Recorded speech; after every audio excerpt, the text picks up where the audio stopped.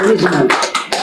Sean todos muchachos bienvenidos y bienvenidas a este tercer webinar en directo desde el estudio número 5 de las oficinas de Senta Group. Como cada viernes, el último viernes de cada mes, vamos a estar haciendo estas dinámicas en las cuales vamos a estar tocando distintas instancias, tanto técnicas como blandas. Hoy día tengo la oportunidad y el privilegio de poder compartir con ustedes un enfoque un poco más blando, que tiene que ver con lo que hoy día está muy en boga, asociado a lo que es el mundo de tecnología, que tiene que ver mucho con la comunicación y con las habilidades blandas. Hoy día normalmente el mundo IT se percibe como un mundo quizás muchas veces árido. Hoy día a la tecnología se le ha, entre comillas, encauzado el hecho como que tiende a separar a las personas. Estamos hoy día cada vez más insertos en el celular y en la tecnología.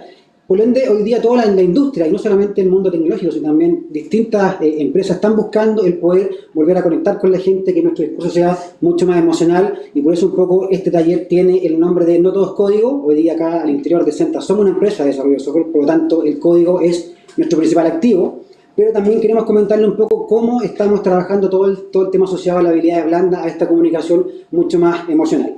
Este webinar de alguna forma es un extracto de un taller que realizamos al interior de Senta, hecho por Senta para Senta. Lo estuvimos desarrollando los últimos 2 meses con gran parte del equipo acá al interior de Senta. En Senta somos cerca de 200 personas, todos pasamos por este taller, así que estamos muy contentos de poder compartir con ustedes esta instancia en la cual obviamente bienvenidas todas las preguntas que puedan hacer a través de nuestros canales digitales como Facebook, YouTube e Instagram, ¿ok? Yo siempre cuando hago este tipo de talleres o de exposiciones me pongo un poco el parche antes de la herida. Yo normalmente tiendo a hablar rápido, así que obviamente hago la invitación al panel que me acompaña hoy día y a la gente que está en sus casas. Cuando sientan que hablo muy rápido, por favor levanten la mano y obviamente nos van indicando ciertos stops o ciertas cosas asociadas, ¿ok?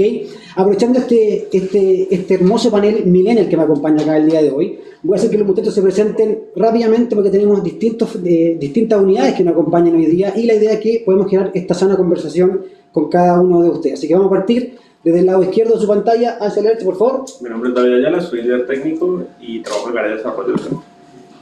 Álvaro Martínez, desarrollador mobile, y trabajo con todo lo que es relacionado en iOS y Android. Perfecto. Mi nombre es María José y trabajo en el área de reclutamiento y selección. Mi nombre es Nicole Pinto, también soy parte del equipo de recursos humanos. Patricia Aguada, analista BI en cliente actualmente, sí. Antonio Lavazaletti, soy diseñadora gráfica y trabajo en el equipo de evolución digital. Diego Cerda, soy coordinador de desarrollo. Gloria Castillo, soy analista experto en el proyecto de ZME. Buenísimo. Si se fijan, tenemos gente súper diversa. Me aprovecho también de presentar yo. Mi nombre es Javier Valieiro. Primero que todo y ante todo, soy padre de Diego, 6 años, y Trinidad de 4 años. Y felizmente casado hace ya más de 12 años con Pamela, mi señora. En el ámbito laboral, hoy día me desempeño como el gerente de nuevos negocios e innovación al interior de Senta. Soy full generación X, nací en el año 80, así que tengo 38 años, pero claramente me siento bastante millennial porque hoy día Senta es una empresa muy millennial en ese sentido, y también hoy día la vestimenta tiene que ver un poco con ese look and feel medio millennial. El por qué finalmente hoy día el gerente de nuevo negocio, que en este caso soy yo, dicta o da de alguna forma este webinar muy asociado a lo blando, tiene que ver justamente en cómo hoy día, a través de los nuevos negocios o la gerencia de nuevos negocios, cómo logramos conectar con nuestros clientes, conectar no solamente internamente con el equipo que acá me acompaña, sino que también con el cliente hacia afuera. Por eso hoy día, como les comentaba un poco al comienzo, lo que se busca es desmarcarse de estos conceptos más business to business o B2B, o los conceptos más B2C, que es business to client. Hoy día lo que habla mucho en la industria es el concepto edge to edge, que de alguna forma busca conectar nuevamente al humano con el humano, ¿okay? Y claramente por el lado nuestro tenemos que ver cómo con la tecnología apoyamos un poco a esta causa, ¿okay? Entonces, tomando eso como punto de partida, claramente cuando nosotros hablamos de nuevos negocios, se requiere tener una empatía muy distinta que muchas veces escapa más a lo racional versus lo emocional. Hoy día lo racional está muy relacionado con lo técnico, con la tecnología, y hoy día a nivel macro la competencia en todo lo que es la industria tecnológica es tan fuerte que es muy difícil poder diferenciarse como compañía de desarrollo de software solamente con la tecnología. Por ende, el factor llamado humano, el relacionamiento con las personas, el talento humano, el cómo cada uno de nuestros técnicos, de nuestros equipos de desarrollo se logran conectar con el cliente, es donde finalmente hoy día Senta está colocando cada uno de sus fichas, cada uno de ese enfoque, el salto de valor asociado. Entonces un poco lo que vamos a estar conversando hoy día, y ojalá que el panel me acompañe, tiene que ver mucho en cómo nos comunicamos a través de las emociones. Y para poder de alguna forma plantear este rango de acción, uno siempre va a mirar hacia atrás un poco en el pasado, y tampoco no mucho hacia atrás. Hay excelentes y de alguna forma hay bastantes ejemplos de grandes oradores, grandes comunicadores que han logrado liderar distintas instancias o distintas masas mediante la emoción. Un caso muy emblemático, el de Martin Luther King, en los años 1950, que lideró todo el movimiento de la igualdad de derechos en la raza afroamericana, de la igualdad de los derechos sociales. Por otro lado, tenemos el caso de Malala, que es esta chica pakistaní, que en el 2014, con la edad de solamente 17 años, ganó el Premio Nobel de la Paz por todo su discurso en la ONU asociado al tema de la equidad de derechos de las mujeres, no solamente en Pakistán, sino que también en el Medio Oriente. Y también nosotros siempre acá en el taller hablábamos del caso de Hitler, que por muy fuerte que suene, Hitler de alguna forma tendió a ser un muy buen orador, claramente por los motivos descabellados que todos conocemos, pero claramente su forma de liderar apuntaba mucho a la oratoria, mucho a la comunicación y sobre todo emocional, más que lo racional. ¿Y por qué es importante entender la diferencia entre la comunicación emocional versus la racional? Porque uno puede decir, a nivel de lo que es el raciocinio, a nivel de lo que es la razón, puedo empatizar con Martin Luther King porque me parece correcto que tanto blancos como negros tengan la misma igualdad. Puedo empatizar rápidamente a nivel racional con Malala, que tanto hombres como mujeres tengan los mismos derechos. Pero es difícil poder empatizar con Hitler, por ejemplo, a nivel racional, con todo lo que él planteaba, sobre todo esta cruzada antisemita que lideró por años. Entonces, justamente tiene que ver con eso, el cómo hoy día uno puede analizar hacia atrás cómo Hitler, claramente, en base a la comunicación, en base a este discurso muy emocional, logró de muy buena forma, o de muy mala forma, como se quiera ver, anular, obviamente, el raciocinio que tenía gran parte de Alemania y gran parte de Europa para que, obviamente, lo siguiera en esta cruzada. Y esto claramente tiene que ver mucho con los conceptos que hoy día están súper estudiados. Hay estudios que establecen que cerca de solamente el 6-7% de la comunicación es verbal, tiene que ver con las palabras, y un 93% tiene que ver con lo no verbal, con las no palabras, que es decir, cómo uno imposta la voz, cómo finalmente uno tiene un cierto grado de lenguaje corporal, etc. Y esto, a pesar de ser estudios súper de afuera, es algo que también uno puede ver y visualizar acá en el caso de uno. O sea, por ejemplo, en el caso mío, cuando yo estoy en distintas actividades familiares con mi señora, basta una mirada con ella para automáticamente saber qué hora de irnos y ya fue suficiente. Quizás a usted mismo le debe pasar con su familia o con su pololo de cada lo mismo. También uno lo puede evidenciar, sobre todo cuando está o sea, a mí me ha tocado participar en varios talleres, charlas y de alguna forma seminarios con grandes speakers nacionales e internacionales. Y muchas veces cuando uno lo está escuchando, uno no se acuerda a los 2 o 3 días de las palabras que dijo, pero sí se acuerda de cómo te hizo sentir en ese momento. Y es finalmente un poco como la memoria emocional con la que uno se queda. Y sobre eso Senta ha trabajado harto de finalmente cómo logramos empatizar con eso a nivel local con ustedes, muchachos, y también obviamente con cada uno de nuestros clientes. Bajo esta visión, el hecho de que la comunicación es altamente no verbal, Hitler lo tenía súper claro, y quizás muchos de ustedes no saben, pero Hitler tomaba clases de actuación previo a cada uno de sus discursos. Tenía un fotógrafo personal que se llamaba Heinrich Hoffmann, el cual durante el periodo que estuvo trabajando con Hitler entregó más de 2 millones de fotos en distintas poses asociadas a Hitler, porque Hitler sabía que la única forma de poder convencer al pueblo de algo tan atroz como lo que planteaba era anulando la parte más racional. Y claramente en ese sentido el mensaje tenía que ser súper emocional. Y hay que recordar que claramente cuando nace Hitler estaba post Primera Guerra Mundial, Alemania era básicamente el patio trasero de Europa, se lo basuriaban entre Unión Soviética y el resto de los aliados, Francia sobre todo.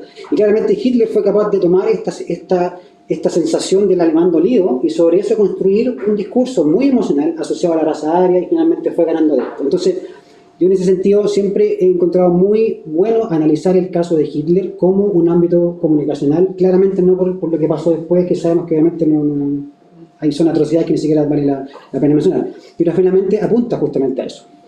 Y aquí, muchachos, hago un poco la pausa y me gustaría que ustedes me ayuden acá con alguna intervención, en la cual finalmente si le ven obviamente sentido a lo que se estaba planteando de cara finalmente a cómo queremos encauzar el ámbito más emocional por sobre lo racional, o cómo ustedes lo han vivido, sobre todo los que están más asociados al tema más técnico, más racional, cómo finalmente viven un poco este concepto más emocional. De aquí, muchachos, le hago el pase a mis amigos de la izquierda, de la pantalla. Bueno, yo creo que en el día a día en Senta yo creo que se ve mucho el tema de no comunicarse tan con las palabras, sino un poco con cómo uno se siente y cómo el equipo de trabajo se desenvuelve en la labor técnica. O sea, en realidad es claro, mucho de la comunicación parte desde las palabras, de lo que uno quiere comunicar, pero también muchas veces uno se da cuenta de la otra persona está un poco molesta o está cansada, está estresada por las cosas que está haciendo y no necesariamente lo dice, pero se nota en su tono de voz, en su forma de expresarse. Exacto. Yo creo que es una de las formas en las que acá en Senta vemos tal vez que la comunicación no va a Buenísimo. Bueno, y sin duda, claramente, lo que nosotros aquí potenciamos con todo nuestro equipo tiene que ver mucho en cómo comunicamos y también cómo a esta comunicación le sumamos la componente mucho más emocional. Cuando hablamos de comunicar no nos referimos solamente a transmitir información o datos de una persona a otra, sino que lo que uno busca, sobre todo con la componente emocional, es poder influenciar en la persona, poder convertirlo en cómplice, invitarlo obviamente a la acción, de la misma forma que lo hizo Hitler, claramente por los fines equivocados, pero finalmente cómo lo logramos convertir en cómplice y cómo lo invitamos a la acción. Desde el lado nuestro, el lado más comercial, lo que uno busca con este mensaje más emocional es que obviamente el cliente enganche con nosotros y nos compre un proyecto, nos compre un servicio, nos conozca, otra reunión, etc. Entonces, la idea acá de este concepto de comunicación más emoción tiene que ver mucho en no solamente transmitir información, que claramente puede o no puede ser de interés común, sino que por sobre todo tiene que ver en cómo nos conmovemos, cómo nos emocionamos. Y hay que tener harto ojo cuando uno habla de la palabra emocionarse, porque normalmente hoy día, cuando escuchamos la palabra emoción, emocionarse, tiene que ver mucho con las lágrimas. Y no es el caso. Claramente, si es que están en una discusión y la otra persona se pone a mirar, se te pasó la mano. O sea, claramente hay algo que no funcionó en ese canal comunicativo. Pero hoy día lo que hablamos tiene que ver mucho con la emoción. Y esto, de alguna forma, desafía un paradigma que todos nosotros mismos hemos escuchado durante años. Todos nosotros hemos pasado por, al menos el colegio o la universidad, donde escuchábamos hablar de René Descartes, que era este filósofo francés que planteaba el concepto de pienso, luego existo. Es decir, de alguna forma, lo único que nos diferencia con el resto de los mamíferos tiene que ver con la capacidad de razonar, y claramente hemos estado muy acostumbrados a eso, de alguna forma como que siempre estamos razonando, y hoy día hay distintas corrientes, siendo hoy día la que también hemos estudiado mucho acá al interior de Senta, que tiene que ver con el neuromarketing, que le hace el challenge, le hace el desafío justamente a lo que por siglos se creyó, que obviamente somos seres que en realidad lo que hacemos primero sentimos, actuamos y después pensamos. Claramente va un tema mucho más emocional de por medio. A nosotros mismos nos ha pasado muchas veces. Esto también se asocia mucho a las mujeres, como la compra impulsiva, pero no tiene que ver solamente con las mujeres. También tiene que ver obviamente con los hombres. A mí me ha pasado, paso por una tienda, veo un par de zapatillas, me las pruebo, me gustan, las compro y me voy. Y cuando voy camino a la casa, uno empieza el tema más racional. En realidad, para que me las compré, ya tengo 7 pares. Con las mujeres. Entonces, justamente ese acto de la compra en caliente es la que el neuromarketing la tiene súper estudiada. Y el neuromarketing, no somos expertos en eso, pero a nivel bien global, son las ciencias de la neurología aplicada obviamente al marketing emocional, que finalmente lo que hace es estudiar el comportamiento del cliente, cómo compra, cómo siente cada vez que hace este acto de compra. El neuromarketing es el que de alguna forma plantea que las sillas del McDonald's sean incómodas, porque la idea es que cuando uno está en el McDonald's pase el menor tiempo posible. De la misma forma que te venden comida rápida, la idea es que el consumo sea rápido y que no estés 3-4 horas ahí. A nosotros mismos nos ha pasado cuando uno va a McDonald's, ojalá no haya nadie conectado de McDonald's que no quiera oficiar, no va por ese lado. O alguien de comida rápida, cuando va a un lugar de comida rápida, si uno ve una cola de 3, 4, 5 personas máximo, te la bancáis, pero cuando hay 7 o 8, dicen, no, está muy lleno, me voy a otro lado. ¿Se fijan? Esto tiene que ver mucho claramente con el espacio y con el ecosistema que está asociado. Es el mismo neuromarketing el que también establece las pautas para cómo se arman los supermercados. Los supermercados, la gran mayoría, por no decirlos todos, no tienen ni ventanas ni relojes, porque la idea es que uno pase el mayor tiempo posible, uno que pierda la noción del tiempo, si es que está oscureciendo o no, si es que ya habrá irse, la idea obviamente es que eso no esté por ese lado. Y también tiene que ver mucho con los estantes, los que están a la altura de la vista, son normalmente los más caros, los que están arriba y abajo son los más baratos, porque son los productos que menos lo que la gente compra. Normalmente el pan, los huevos y la leche, artículos de primera necesidad, ¿dónde están? Al fondo. Cosa que uno haga todo el recorrido que tiene que el supermercado. Entonces, claramente el neuromarketing apunta justamente a eso. Y sobre esto, asociado al neuromarketing, al interior de Senta hemos robado, y cuando digo robado me refiero en el buen sentido de la palabra, como 3 grandes pilares que nos han ayudado a construir un poco nuestra cultura interna, sobre todo asociado a los temas mucho más personales. El primero tiene que ver con cómo logramos la atención, cómo logramos emocionar y cómo quedamos en la memoria. ¿Okay? ¿A qué se refiere con eso? La idea es que el discurso sea un discurso que genere atención, por otro lado, que logre empatizar y que logre emoción con la persona, pero por sobre todo que finalmente se quede en la memoria y que sea replicable. Eso es un principio que nosotros, sobre todo en el lado comercial, cuando nos presentamos con un nuevo cliente que no nos conoce, donde claramente hoy día la competencia a nivel nacional e internacional de cara a lo que es tecnología es súper fuerte. Tenemos grandes titanes de la industria que son competencia directa nuestra. Claramente apuntamos a que nuestro discurso sea mucho más cercano y mucho más emocional. ¿Okay? El segundo caso tiene que ver un poco con lo que les comentaba, de hacerle el challenge a René Descartes. No es que yo piense y luego existo, sino que siento, me emociono y después pienso. Y eso tiene que ver un poco con el hecho de que somos seres emocionales que racionalizamos. No seres racionales que de alguna forma sentimos, sino que somos seres emocionales, es decir, la emoción es finalmente lo que nos convoca a todos, por sobre lo racional. Y aquí el claro ejemplo es el que nosotros conversábamos en el taller, tiene que ver con la Teletón. La Teletón, en su ámbito más racional, lo que debiese buscar es que cada uno deposite cuando quiera durante todo el año, porque esa cuenta está abierta todo el año. Pero nadie en lo racional lo haría, porque tú decías, ¿por qué tengo que depositar plata? Mejor debiese ser como el Hogar de Cristo o cualquier otra fundación que te cobra una mensualidad o un fee mensual. Pero la Teletón no lo hace porque sabe que si es que se mete en ese flujo de negocio no le va a ser tan rentable de cara a lo que finalmente se logra con estas 32 o 36 horas de amor. Entonces, claramente lo que hace la Teletón es irse por un camino muy emocional, nos bombardea con cápsulas que son súper potentes, sobre todo para los que somos papás o los que tienen sobrinos, son cápsulas súper potentes que de alguna forma te invitan, de la misma forma que lo hizo Hitler en su momento, invitando a que la gente lo siguiera en su idea. Lo que hace la Teletón es invitarte a hacer algo, hacerte cómplice, y finalmente lo que uno hace es ir al banco.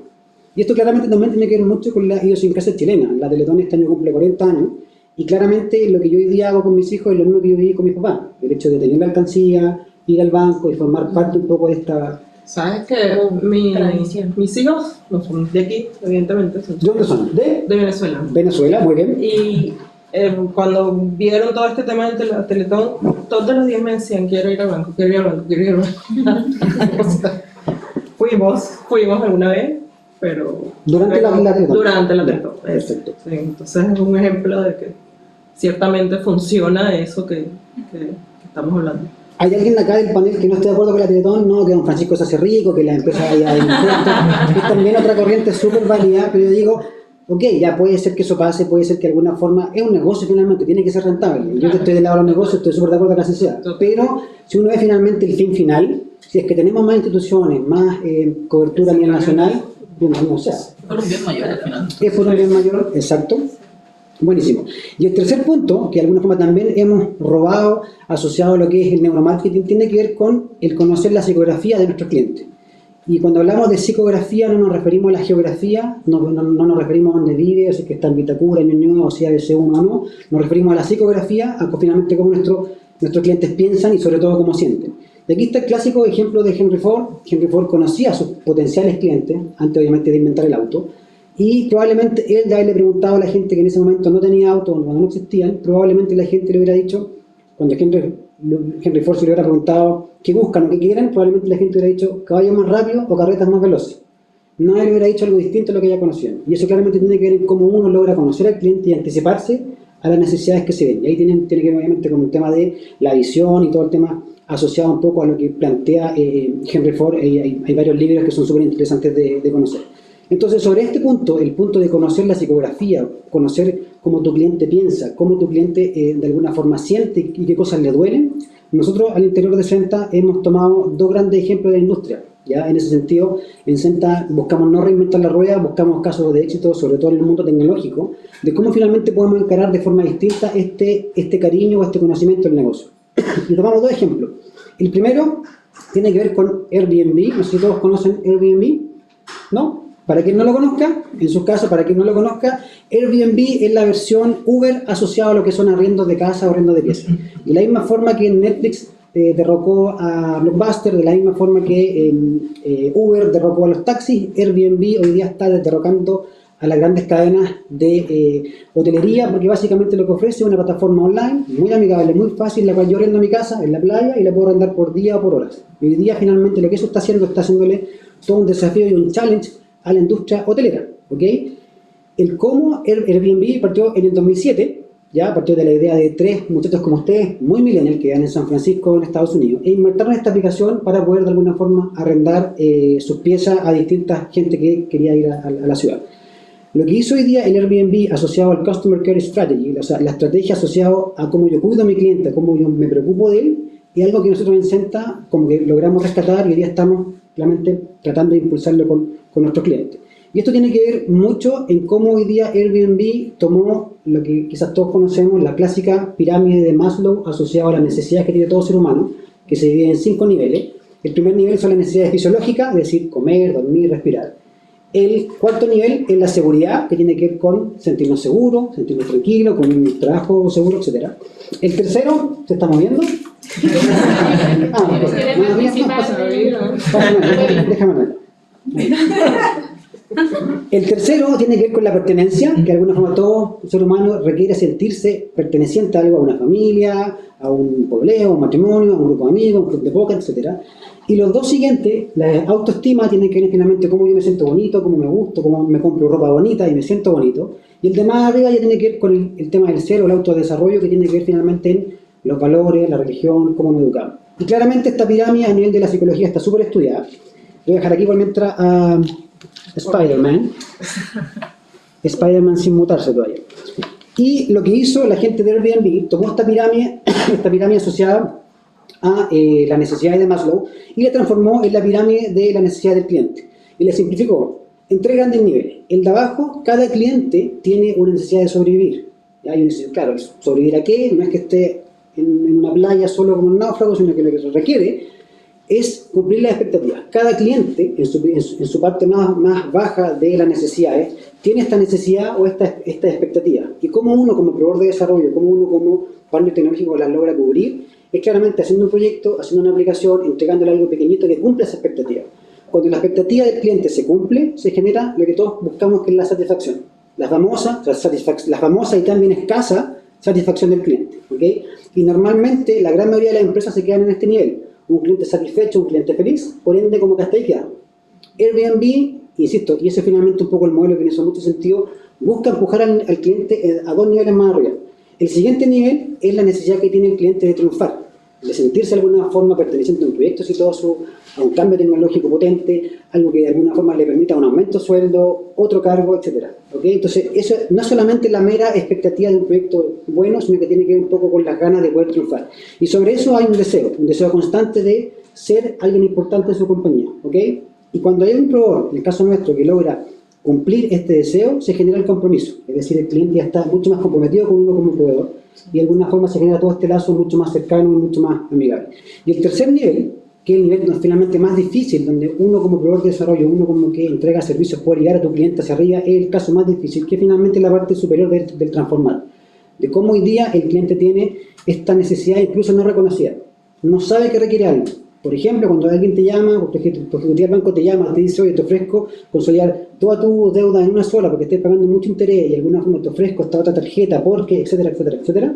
Te está ofreciendo algo que tú no sabías que necesitabas, pero te hace mucho sentido y por ende uno automáticamente empatiza mucho mejor con ese ejecutivo de cuenta que con el otro que nunca te llama. Y a eso finalmente se le llama el poder crear una evangelización. Cuando uno tiene un cliente evangelizado, es un cliente que te compra todo. No todos los servicios, sino que te compra toda la idea. Tenemos una pregunta de Tomás. ¿Cuál es el impacto de esto en la generación de productos digitales? ¿Y cómo Senta Group captura esto y lo transforma en productos digitales? Buenísimo. ¿Alguno de los muchachos que el panel que quiera sumarse a la respuesta antes de lanzarme yo? ¿No? ¿Me puede repetir la pregunta, señorita Mangel, por favor? ¿Cuál es el impacto de esto en la generación de productos digitales? ¿Y cómo Senta Group captura esto y lo transforma en productos digitales? Perfecto. Bueno, hoy día está muy de moda todo el tema asociado a la metodología ágil, a todo el tema business, o sea, todo el tema asociado a human to human. Y claramente una de las cosas que hemos trabajado fuertemente al interior de Senta en los últimos 2 años tiene que ver mucho con las metodologías ágiles, que son metodologías mucho más cercanas Incluso también está Service Design o Design Spring, que buscan justamente este trabajo mucho más cercano, mucho más humano, de cara un poco a lo que el cliente requiere. Esto claramente hay distintas formas, distintas metodologías que logran llevar esta idea o esta necesidad o este dolor en distintos productos. Se desmarca un poco en el concepto más 90 del tema más cascada, más waterfall, que son metodologías mucho más pausadas, en las cuales hay que esperar largos plazos para recién poder ver uno como cliente una aplicación o un entregable.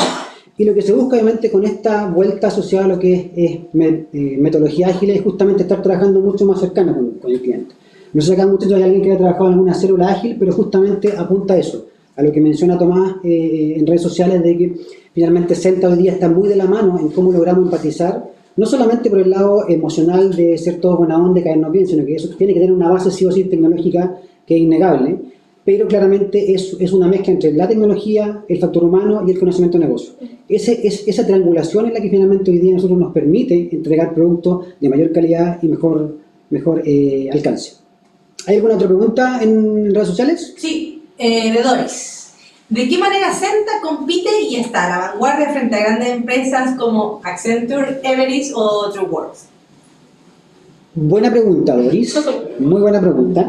Muy buena pregunta. Yo no había querido mencionar a nuestra competencia directa, pero se agradece. Ahí pasamos claramente una publicidad gratis a nuestra competencia. Pero hoy día claramente, ¿cómo le hacemos el challenge a estos gigantes? O sea, los 3 o 4 que menciona Dori en su pregunta son gigantes de la tecnología, son empresas multinacionales que tienen una espalda financiera y tecnológica gigante, si es que no 50, 100 veces más grande que nosotros. Pero claramente el factor nuestro, el factor más asociado a lo que es Senta, tiene un enfoque mucho más local, mucho más nacional, claramente con mira de poder expandirnos al corto plazo. Pero tiene que ver mucho con lo que mencionaba yo, y finalmente cómo el factor humano, junto con la tecnología y el conocimiento de negocio, es el que obviamente nos hace diferenciarnos sobre estos titanes. Esto no significa que los titanes lo hagan mal, muy por el contrario, creo que son empresas de muy alto nivel. Pero en ese sentido puedo decir sin desmerecer que Senta mejor, porque efectivamente apuntamos a que este discurso emocional sea finalmente un factor diferenciador, un salto de valor sobre todo lo que el cliente percibe. Se ha logrado porque, por lo menos yo, desde que empecé en Senta, siempre estuve en el cliente y el cliente tenía muchos otros proveedores. Y recientemente es un poco, tú vas a donde sea que vas, siempre hay un consultor center. Donde sea que estés, en la unidad que estés, en la gerencia que trabajes, siempre hay un consultor center. Y recientemente estamos ya a la par de uno de los proveedores que tenían anteriormente como el top, como la mayoría. Yo creo que sí se ve el trabajo y lo que está logrando Senta con este esfuerzo. Buenísimo. Pregunta desde YouTube. Desde YouTube.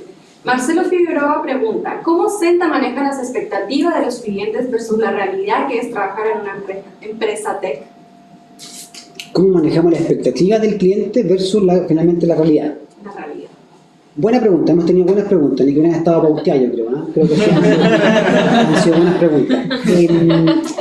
¿Cómo lo manejamos? Bueno, es parte un poco de la fórmula del éxito, sería como que Coca-Cola contara cuál es su fórmula del éxito, pero claramente tiene que ver mucho con esta pirámide con la que recién les comentaba. Nosotros cuando trabajamos con los clientes, normalmente los mapeamos rápido dentro de esta pirámide. Tenemos hoy día clientes en distintos niveles de la pirámide. Claramente, entre más arriba es más complejo llegar con los clientes, pero obviamente tenemos nuestro framework interno de cómo logramos cumplir estas expectativas. Tiene que ver obviamente mucho con las metodologías, con los entregables, de alguna forma que estemos de acuerdo ambos bandos en poder iniciar un proyecto y para no encontrarnos con sorpresa al mediano plazo.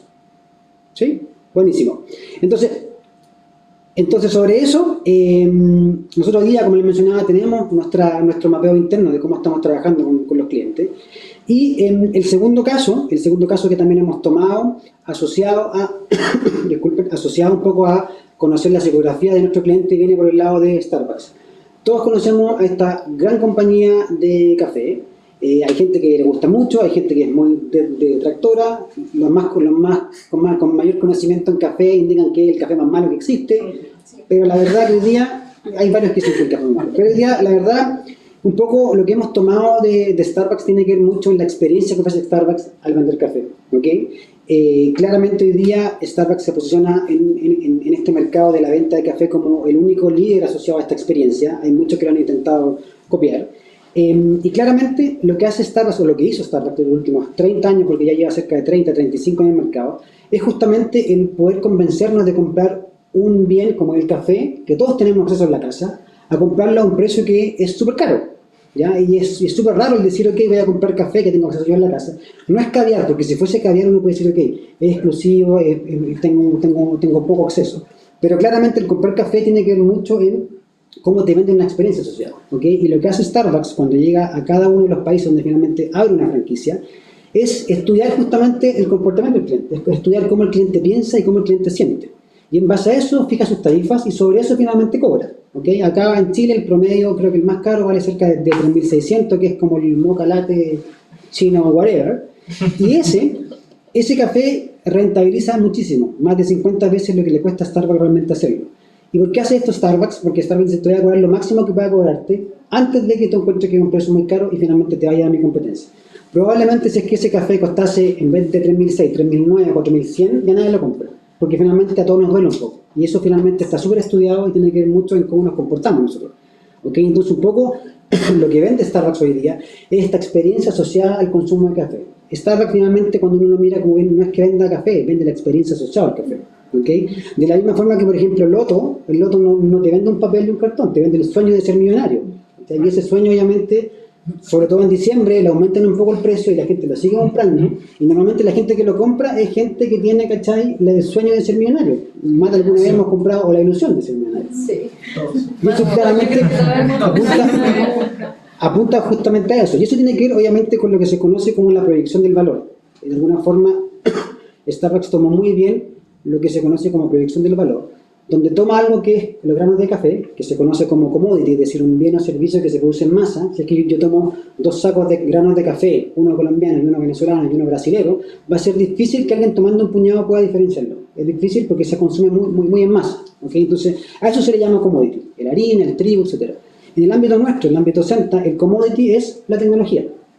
El Java que yo ocupo, el Logic, el Angular, es el mismo que ocupa mi competencia, que gentilmente nos hicieron la pregunta que no lo voy a nombrar, pero es la misma que utiliza nuestra compañía, o sea, nuestra competencia, haciendo distintos desarrollos. Lo diferente es cómo eso nosotros como Senta lo transformamos en un producto, en un servicio y una experiencia, que es justamente lo que hizo o lo que hace Starbucks. Tomar el café, pasa por esta cadena de un producto, pasa después por un servicio y después finalmente pasa por una experiencia. Y hoy día lo que uno compra en Starbucks es la experiencia, más que el café. No sé si le hace sentido, muchachos. Si no, pueden debatirle a la gente de Starbucks, porque esto no es idea mía, sino que tiene que ver obviamente con lo que... Y hoy día finalmente lo que hace Starbucks es cobrarte 3.000 pesos, sobre 3.000 pesos, por pasar una tarde cómoda, en un sillón cómodo, con wifi, sin que nadie te moleste, sin que te esté mirando el mozo si es que te vayas o no te vayas, que es muchas veces lo que pasa en otros lados. Entonces, es justamente esta programación del valor la que hoy día estamos trabajando fuertemente en Senta, sobre todo con nuestros clientes, pero también con nuestro talento interno. Queremos obviamente que la experiencia que tiene cada uno de ustedes que trabajan con nosotros sea una experiencia súper grata, que se desmarque un poco lo que pueden encontrar afuera y que lo pasen bien el tiempo que ustedes desean estar con nosotros, sean 3 meses o 3 años. ¿Okay? Entonces, un poco eso es lo que buscamos y por eso también yo les menciono este ejemplo asociado a Starbucks, porque claramente el cómo ellos se preocuparon del cliente y cómo de alguna forma lo lograron entender ofreciéndole algo distinto es lo que ya nosotros buscamos en base a esta experiencia. En la medida que uno logra diferenciarse generando una experiencia usuaria distinta, uno puede de alguna forma obtener mayor rentabilidad, por eso Starbucks vale lo que vale, y también, pero por sobre todo se logra mucha fidelización, que es un poco lo que hablábamos, la parte ya más evangelizadora de la pirámide, donde finalmente el cliente está súper fidelizado. O sea, yo creo que más de algunos nosotros cuando vamos a algún café y va a trabajar fuera de la casa o a hacer home office, normalmente uno busca un Starbucks porque es mucho más cómodo que ir a otro tipo de café. Hasta las sillas son cómodas. Hasta las sillas son cómodas porque te invitas a estar mucho tiempo. Y por eso finalmente uno engancha con el panini que cuesta 4.000 y tanto, pero igual te lo comes porque tenía hambre. Es como que está todo súper estudiado. Y es justamente esta experiencia, la experiencia o la fidelización que ha logrado Starbucks con su equipo, el que les permitió hace un tiempo atrás el superar un incidente súper heavy, y aquí voy a poner una palabra bien millennial, super heavy, que tiene que ver con el incidente racista que ocurrió en Filadelfia, creo que era por mayo o abril de este año. No sé si todos lo conocen. ¿Sí?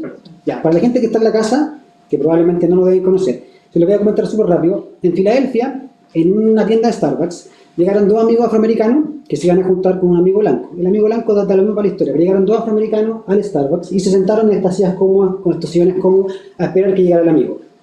Por alguna extraña razón, que nadie se la explica, el jefe de la tienda Starbucks se acercó a estos dos amigos afroamericanos y les preguntó si iban a consumir algo o no, porque si es que no consumían algo, se tenían que ir. Lo cual es súper raro porque acá en Chile al menos eso no pasa. Los amigos negros le dijeron, no, vamos a esperar que llegue mi tercer amigo y ahí vamos, si es que nos quedamos acá y trabajamos acá o nos vamos. Era gente ya de 30, 35 años, jóvenes como yo.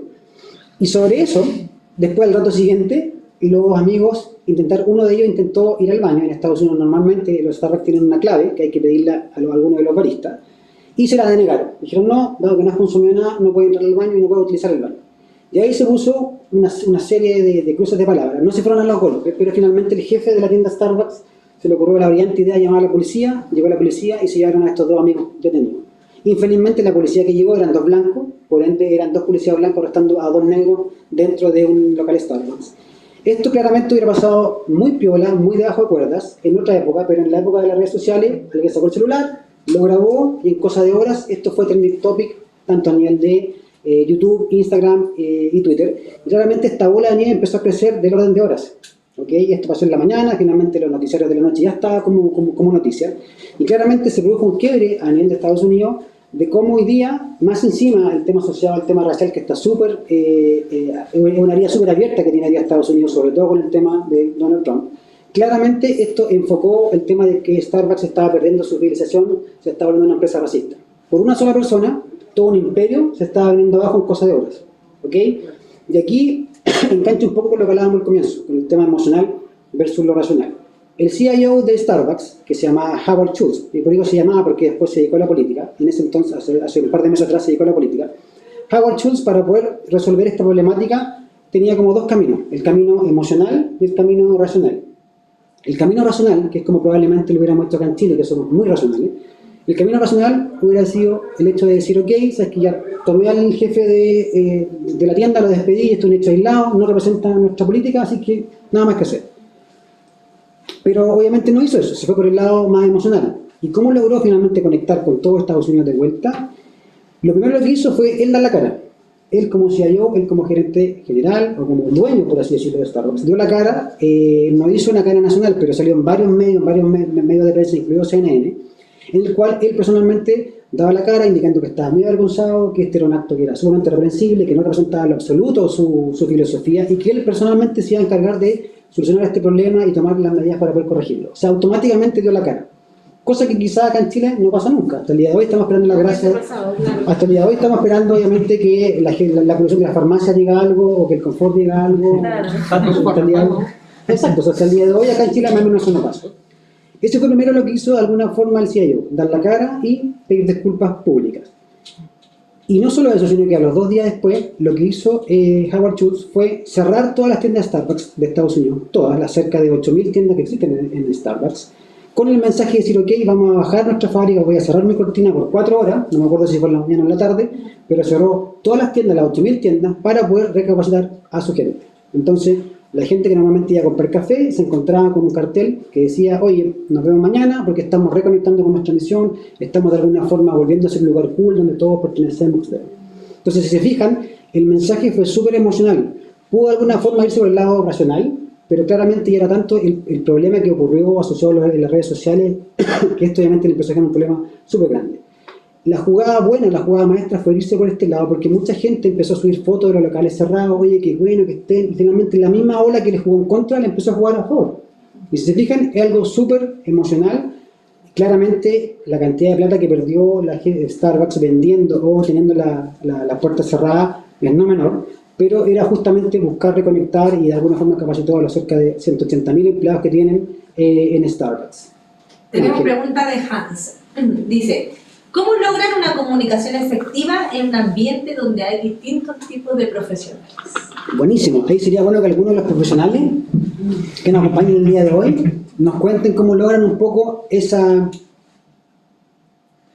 Bueno, yo creo principalmente que lo que nosotros logramos comunicar, que somos tan diferentes profesiones acá mezcladas, es sin duda nuestro canal que es Centam, que es muy amigable, bueno, predica con nuestro logo que es tecnología amigable, ya que nosotros estamos en un mundo donde ya todo es meme, todo es diferente, y nosotros así nos comunicamos. Somos diferentes quizás profesiones, pero como que en el fondo todos estamos comunicados a través de un meme, también es como tipo Facebook, entonces eso siento yo que suma mucho, para entender también, por ejemplo, los chicos que son informáticos, yo de que soy de recursos humanos quizás no entiendo mucho, pero sí a medida como ellos van subiendo cosas, uno va entendiendo y empatizando un poco más con las otras profesiones.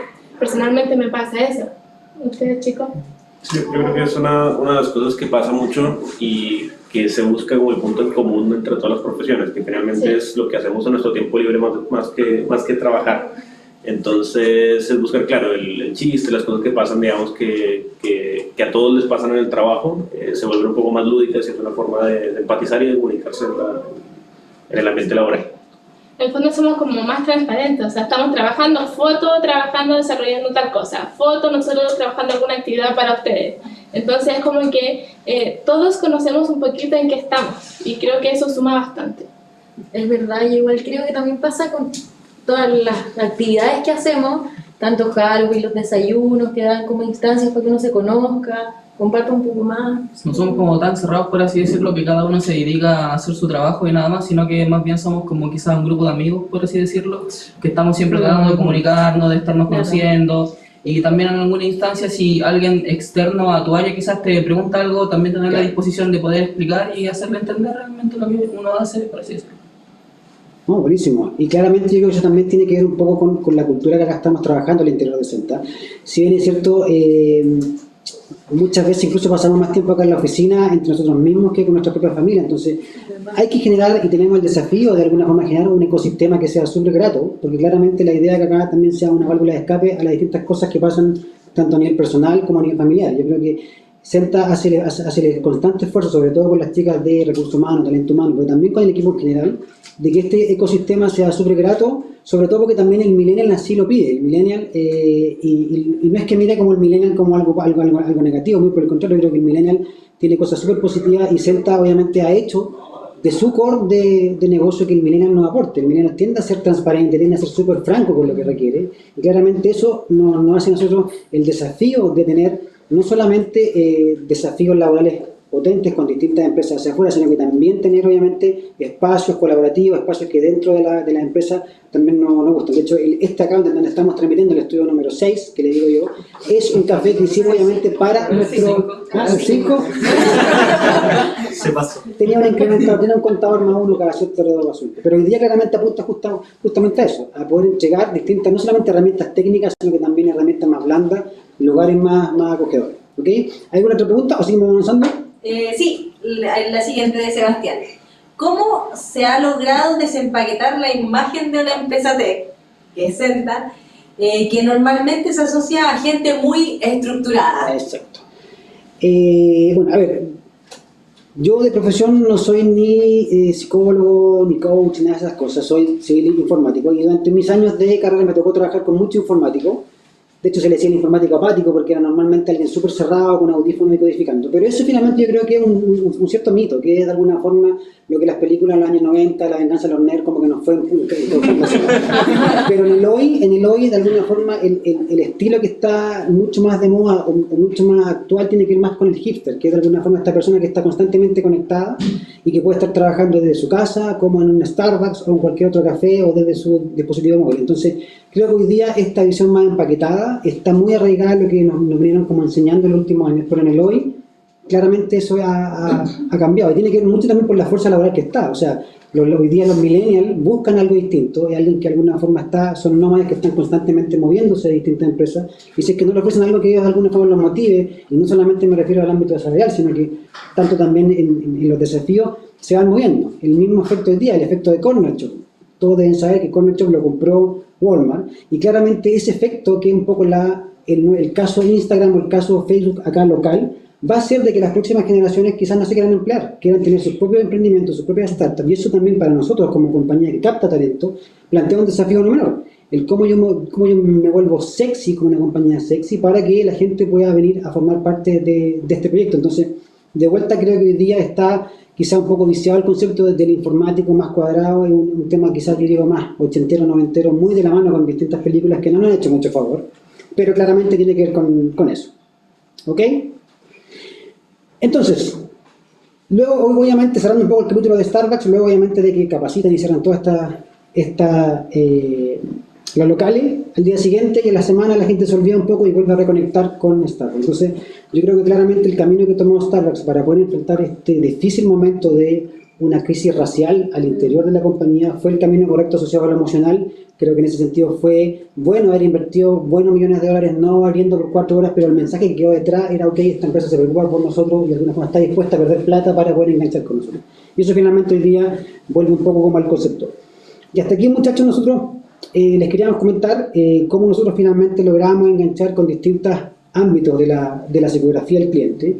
Y la idea es un poco de ya ir cerrando y quizás abrir un poco el debate, las preguntas abiertas en los últimos 15, 20 minutos que nos quedan. Tiene que ver mucho finalmente cómo nosotros al interior de Senta aseguramos que no solamente el conocimiento de negocio técnico queda acá, sino que también el conocimiento más psicográfico de cada uno de nuestros clientes. Y para eso nosotros tenemos una metodología, un framework de metodológico llamado SIC, el Senta Improved Knowledge, en el cual todos nosotros participamos. Como mencionaba la Nico, Sentaun es un gran punto de encuentro donde todos nos comunicamos, es una especie de red social corporativa en la cual todos estamos ahí conviviendo. Pero también tenemos un marco metodológico mucho más grande que se conoce como el SIC, que es nuestro Senta Improved Knowledge, donde finalmente buscamos tener la gestión del conocimiento de forma abierta, donde cada uno puede ir comentando distintas cosas que van pasando, no solamente a nivel técnico, sino que también a nivel de la cercanía con el cliente, las cosas que al cliente le duele, a qué hora el cliente almuerza, a qué hora el cliente sale, a qué hora el cliente abre sus puertas, etc. Todo eso obviamente está ahí y la idea un poco es transmitir esta experiencia asociada al know-how y obviamente a la innovación. Y eso es un poco, muchachos, lo que les queríamos comentar en este panel. La idea, como les decía, es comentarles un poco cómo al interior de Senta nos hemos estado volcando en el último tiempo hacia el discurso y hacia un approach mucho más emocional por sobre lo racional. No quiere decir que lo racional sea algo negativo, algo que de alguna forma no aplique, sino que tiene que ver obviamente con temas quizás más duros, más técnicos, pero que son súper complementarios por el lado más blando, por el lado más emocional. La mezcla de ambas cosas es finalmente lo que nosotros queremos hoy día abordar como salto de valor y lo estamos logrando, como mencionaron ustedes también, de que hoy día el cliente nos percibe de forma distinta. Y obviamente el enfoque que le queremos seguir dando tiene que ver mucho en cómo hoy día el cliente nos percibe de forma distinta, cómo logramos ir subiendo en esta pirámide de valor, siempre obviamente con un mensaje bien transparente y bien directo. No sé, chicos, si por el lado de redes sociales hay más preguntas. Hay comentarios. Ok, a ver. En YouTube. Sebastián Oyarzún dice que yo creo que va un tema de recepción de cada persona. Todos siguen a quien le convenga en el mundo de hoy y aquí en Chile en general. Igual como dicen, el mundo está cambiando. Y no creo que se trate de generaciones, como dicen, somos todos personas y hay que tratarse como tal, en mi opinión. Muy bien, estoy de acuerdo en estar en desacuerdo con... Él habló siempre de los millennials, yo no soy millennial, para nada, soy mayor que tú, de hecho. ¿Sí? y es totalmente ese comentario, sí. No, creo que no va en un tema de la generación, creo que va en un tema de que el mundo está cambiando. Y yo creo que eso es justamente un poco lo que les comentaba al comienzo. Tiene que ver también que hoy día no solamente la tecnología, sino que gran parte de las empresas están buscando nuevamente conectar con la gente a nivel mucho más humano. O sea, hoy día si uno mira las campañas publicitarias de Nike, de Adidas, Nike no te vende la mejor zapatilla para correr, te vende el Just Do It, el solo hazlo. Y en base a mi percepción del solo hazlo, finalmente te hago el mejor, etcétera. Adidas lo mismo, Adidas te plantea nada imposible, que lo acuñó Masú de forma muy coloquial cuando ganó hace poco. Nada imposible, que tiene justamente eso, no vende ropa, no vende de alguna forma indumentaria deportiva, sino que vende el concepto de que nada es imposible y lo haces a través de mi producto, a través de mi servicio. Muchachos, por acá, ¿algún comentario? ¿Algo que hayan vivido ustedes mismos asociado a esta comunicación más emocional con los clientes? Yo considero que en el fondo acá en Senta sí se incentiva mucho a compartir entre todos y en base también a la pregunta de cómo compartían distintos cargos, yo creo que acá lo que se da de los cargos es que cuando uno necesita, por ejemplo, una ayuda de parte del otro, se pueden identificar los cargos para, en el fondo, orientarlo según lo que uno conoce o lo que uno sabe. Pero en los ámbitos más generales, como en los patios o en las conversaciones más coloquiales, se dejan de lado los cargos y somos todos como un propio equipo, un grupo unido y todos compartimos con todos. Y los cargos quedan completamente de lado, considero yo, por lo menos acá en Senta. No, buenísimo. Yo creo que eso es lo que hace un poco la diferencia de Senta con otras empresas. Cuando uno llega, porque todos hemos sido nuevos alguna vez, entonces uno llega y ve inmediatamente esa diferencia, como esa experiencia que te ven de Senta es tan real y cómo se ha ido trabajando, como el cariño que uno le pone para que la gente o los nuevos ingresos, nuevos talentos sientan esa experiencia. Creo que todo en el fondo es amigable, es lindo y si alguien tiene un problema, independientemente del área de la profesión, siempre están ahí para ayudarte, siempre con una sonrisa. Y esa es como la experiencia que yo siento que vende más. Buenísimo. ¿Había una pregunta por ahí? ¿Sí? Sí, tenemos una pregunta por Instagram. Alejandro.a.iraira nos comenta: hola, una pregunta. ¿Cómo o de qué manera Senta estimula lo creativo y la empatía? Buena pregunta, ¿eh? Es como el arte, depende del ojo de quien lo mire, pero claramente tiene que ver un poco el asociado a estimular. Claramente hay distintas formas, distintas metodologías cuando hablamos más del desarrollo de software asociado a eso. Está el UX, la experiencia usuaria, el cómo uno captura el look and feel que quiere tener una aplicación y que puede ser por ese lado, enfocándole un poco de cara a lo más de innovación del tema. Pero por otro lado, el tema más humano, el tema más de la vida de casa, acá fuera de este estudio obviamente, tiene que ver en cómo hacemos distintas dinámicas que ayudan a que el trabajo sea mucho mejor. En redes sociales tenemos una participación y una presentación bien importante con todas las cosas que hacemos. Hace poco se subieron videos asociados a Halloween. Estamos obviamente con toda una temática aquí justo con nuestro amigo Spider-Man asociado a lo que tiene que ver la temática de Halloween, que busca justamente lo que mencionaba un poco la Nico, que es tener un lugar que sea grato, en el cual valga entre comillas la pena muchas veces viajar largas distancias, los que viven un poco más lejos, de poder llegar a un ambiente que sea rico laboralmente hablando. Se trabaja con personas, no con máquinas. Exacto. Además que esas mismas temáticas no se construyen solo desde una oficina y como que en el fondo se obliga a los colaboradores a participar, sino son temáticas que creamos entre todos, por ende las disfrutamos. Yo creo que eso es importante. Un poco así como en el área de desarrollo también lo que hacemos nosotros es que siempre se trata de incluir a cualquier persona en lo que se está haciendo, ya sea nueva o que quizás no conozca el lenguaje que estamos trabajando, pero siempre se escuchan las ideas de todos y si alguien no sabe algo siempre se le trata de enseñar para que también pueda hacer un aporte quizás un poco más adelante. Nunca se deja de lado a alguien, sino que siempre todos somos incluidos en el mismo equipo de... No, buenísimo, yo creo que si lo dicen los muchachos claramente no está maqueteado, es parte obviamente de lo que obviamente que queda y también nosotros hemos fortalecido no solamente el trabajo acá al interior de la oficina en sí, sino que también fortalecemos y potenciamos mucho también el trabajo colaborativo y también el trabajo remoto, el home office que se llama, que está muy de moda. Hoy día claramente el poder trabajar gracias a la tecnología nos permite trabajar el work anywhere, por ejemplo, es decir, trabajar de cualquier lado.